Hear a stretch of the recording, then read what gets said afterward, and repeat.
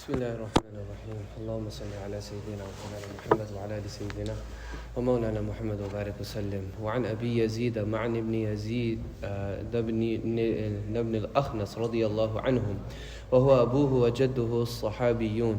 So Yazid, Abi Yazid, Ma'an bin Yazid bin Akhnas radiyallahu an. He, his father and his grandfather, they were all Sahaba. And in fact, all three of these, they fought in the Battle of Badr.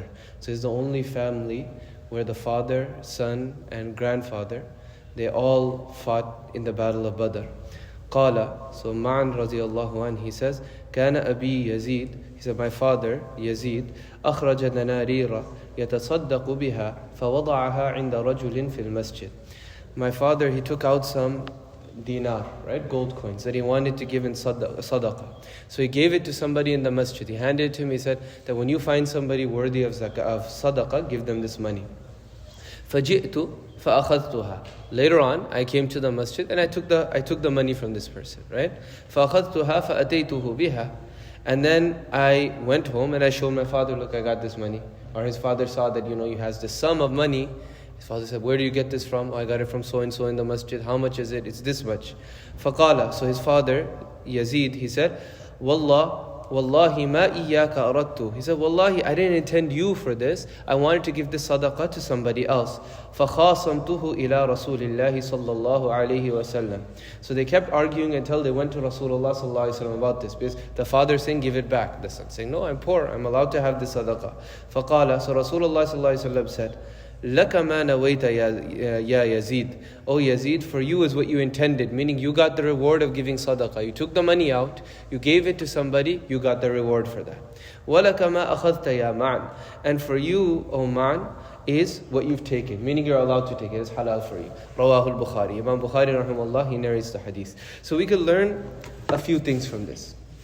Number one, we learn that when a person gives money in sadaqah, what is sadaqah? There's a question that happens. Sometimes people, they ask, where's the sadaqah box? So if you point at one box, they say, no, I don't want masjid expenses. I want sadaqah. I don't want zakat. I want sadaqah. Sadaqah is very general, extremely general.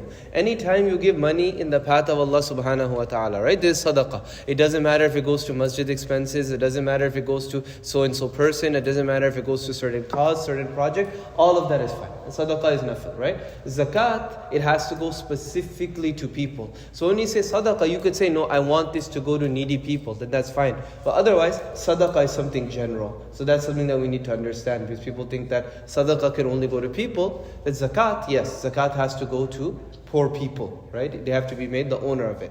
But when it comes to sadaqah, it's general. You could use projects, you could give it in the masjid, public works project, whatever. Sadaqah is allowed. Number two, who can sadaqah be given to? In the Quran, Allah subhanahu wa ta'ala says, يَسْأَلُونَكَ مَاذَا يُنْفِقُونَ قُلْ مَا أَنفَقْتُم مِّنْ خَيْرٍ فَلِلْوَالِدَيْنِ وَالْأَقْرَبِينَ وَالْيَتَامَى وَالْمَسَاكِينِ وَابْنِ السَّبِيلِ. That they ask, where should we spend? Who should we give to? Who should we spend on?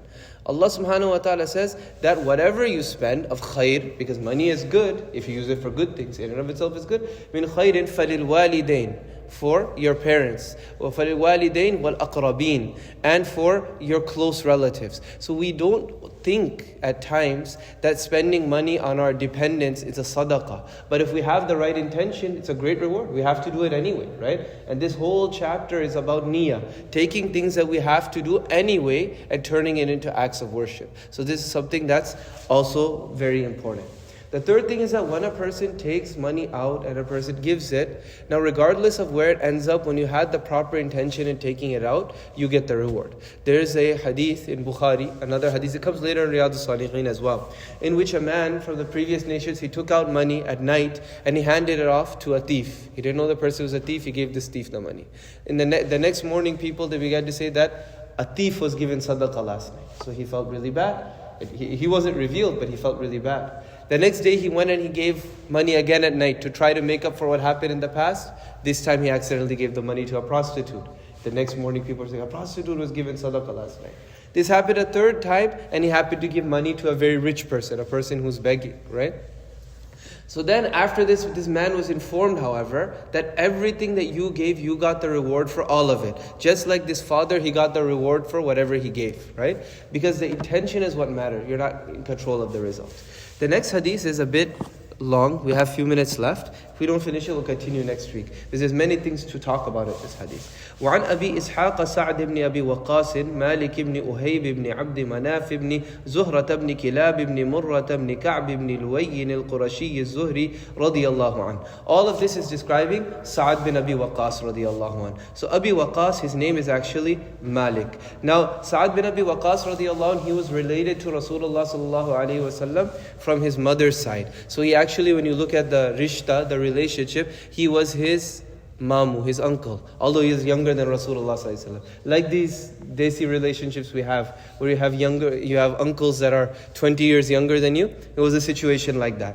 Okay. Now, one other interesting thing is they have a relative named Kilab, and this Kilab is Kilab. This name, it means dogs, right? Now, sometimes you hear Arabs, they have names like this, like Banu Kilab. It's a tribe. Why do they have this? So, an interesting thing is that a person was asked this, and he said that the reason that we name our children this is we name our children this for our enemies, and we name our slaves very nice names, because our slaves and servants, they serve us, and when we give our children these ferocious names, we hope that they'll live up to their names against our enemies.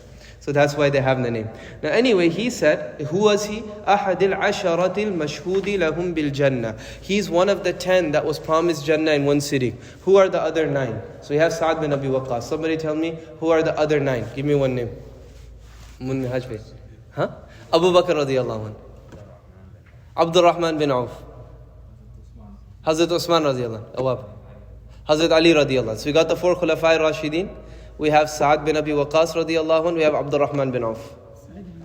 Sa'id bin Abi Zayd. Sa'id bin Zayd radiallahu anhu. We already got Osman. Huh? Not in this one. Talha radiallahu anhu. Zubair radiallahu anhu. Huh? Abu Ubaidah radiallahu anhu. That's 10, right? So look, we have the 4 Khulafai Rashidin, Sa'ad bin Abi Waqqas, Sa'id bin Zayd, Talha radiallahu anhu, Zubair radiallahu anhu, Abdul Rahman bin Auf, and Abu Ubaidah radiallahu anhu. Right? These were the 10 that were promised Jannah at one time by Rasulullah sallallahu alaihi wasallam. Sa'ad bin Abi Waqqas, he was with them as well. قال جاءني رسول الله صلى الله عليه وسلم يعودني عام حجة الوداع من وجع اشتد بي. He said that Rasulullah صلى الله عليه وسلم came to visit me when I was sick in the year of Hajjatul Wida'. They had gone for the final Hajj. Over there, Sa'ad bin Abi Waqqas, he became very sick, very sick.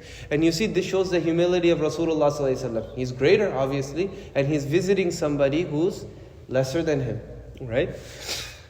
So then he says, فَقُلْتُ يَا رَسُولُ اللَّهِ. Sa'ad bin Abi Waqqas, he said, I said, O Rasulullah sallallahu alayhi wa sallam, إِنِّي قَدْ بَلَغَ بِي مِنَ الْوَجْعِ مَا تَرَى. I'm in the condition that you see me in. وَأَنَا ذُو مَالٍ, and I'm very rich. وَلَا يَرِثُنِي إِلَّا ابْنَةٌ لِي, and there's no direct inheritor from me. Right? He had asabat. You know, asabat is a different relationship where they take the remainder of your money. But I don't have any direct, I don't have any child that's going to inherit from me except my wife, except my one daughter. Because he thought that he was going to die. That's how sick he was. أَفَأَتَصَدَّقُ بِثُلُثَيْ مَالِي. Should I give sadaqah of 2/3 of my wealth? Should I just give this away because I think I'm going to die anyway? قَالَ لَا. Rasulullah ﷺ said no. قُلْتُ فَالشَّطْرُ يَا رَسُولَ اللَّهِ. He said, well, what about half, Ya Rasulullah? Rasulullah said no. فَقَالَ لَا. قُلْتُ فَالثُّلُثُ يَا رَسُولَ اللَّهِ. He said, what about 1/3, Ya Rasulullah? قَالَ الثُّلُثُ وَالثُّلُثُ كَثِير. And another riwayat, or kabir. Rasulullah said, fine, you could give up to 1/3. But 1/3 is a lot, or 1/3 is a great amount. This is the rule when it comes to wasiyat as well. When a person dies, before dying, you have 1/3 discretionary income that you can donate from your assets. 1/3 can be given in any cause or to any person you want, except somebody who's already inheriting from you. So you can't say, I want to give an additional 1/3 of my wealth to my son or my daughter or my wife. You're not allowed to do that. Anybody else, as long as they're not inheriting from you or any cause, you could give up to 1/3 of your wealth. Okay? You're allowed to do that. And this is something that's very important. Another hadith at Abu Dawud, in which Rasulullah says a person would worship Allah subhanahu wa ta'ala for 60 years. But at the time of their death, they mess up on their will. They do some garbar. They cheat people out of what they should be getting, and it causes all of their deeds to be wiped out. Something to that effect. Oh, kama qala alayhi salatu wassalam. So then after this, Rasulullah says, إِنَّكَ أَن تَذَرَ تَذَرَ وَرَثَتَكَ أَغْنِيَاءَ خَيْرٌ مِّنْ أَن تَذَرَهُمْ عَالَةً يَتَكَفَّفُونَ النَّاسِ. It's better that you leave your inheritors, meaning your family, rich. It's better than you leave them rich than they having to beg in front of people. وَإِنَّكَ لَن تُنْفِقَ نَفَقَةً تَبْتَغِي بِهَا وَجْهَ اللَّهِ إِلَّا أُجِرْتَ عَلَيْهَا. And never is it that you spend seeking Allah's pleasure, except that you are rewarded for it. حَتَّى مَا تَجْعَلُ فِي فِمْرَأَتِكَ.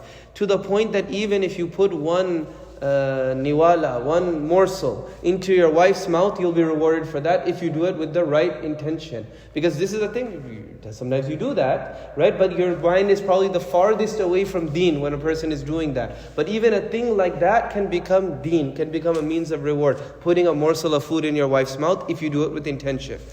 I'll just finish translating the hadith. Afterwards we'll discuss it next week, inshallah. قال, so then Sa'ad radiallahu anhu said, فَقُلْتُ يَا رَسُولَ اللَّهِ أُخَلَّفُ بَعْدَ أَصْحَابِي. Oh, Ya Rasulullah, will I be left behind after my sahabi? Meaning, will they go back to Makkah and leave me here in Medina? Will they go back to Medina and leave me here in Makkah? Meaning, will I die here? قال إنك لن تخلف. No, they won't leave you behind. فتعمل عملا. Actually, you'll survive, inshallah, and you'll do something. تبتغي به وجه الله إلا ازددت به درجة ورفعة. And every good thing you do afterwards, seeking Allah's pleasure, your ranks will be raised. ولعلك أن تخلف حتى ينتفع بك أقوام. And it could be, inshallah, that you live and a group of people benefits through you. وَيُضَرَّ بِكَ آخَرُونَ. And another group is harmed greatly by you. اللهم أمضي لأصحابي هجرتهم. Oh Allah, accept my sahabas hijrah and allow it to be maintained. We'll talk about this next week, inshallah. وَلَا تَرُدَّهُمْ عَلَىٰ أَعْقَابِهِمْ. And don't cause them to turn back. لَكِنِ الْبَائِسُ سَعْدُ بْنُ خَوْلَةٍ. But afsos, and how sad is